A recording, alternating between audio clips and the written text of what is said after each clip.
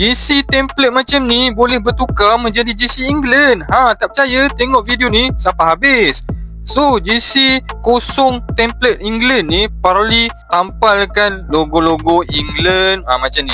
Logo England ni sulam patches lah. Dan Parley ada banyak stok lah. So, kalau korang nak grab patches ni, korang boleh DM Parley lah. Macam ni ada patches England, kita ada patches Umbro.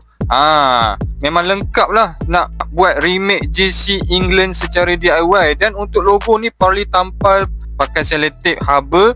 Dan lepas tu Parley ironkan biar lekat macam ni. Dan inilah hasilnya. Dan nampak macam sama dengan yang official lah. Cuma ada beza sikit lah dari segi bahagian belakang dan juga bahagian bawah JC. Untuk yang remake punya ni tak ada logo lah. Dan untuk logo England ni nampak dalam dia Parley tampalkan lah. Sebab dia pakai sulam patches, bukan sulam direct lah. So kalau korang nak DIY JC template England Umbro ni, korang boleh follow dulu Parley Traffic dan komen nak dekat bawah.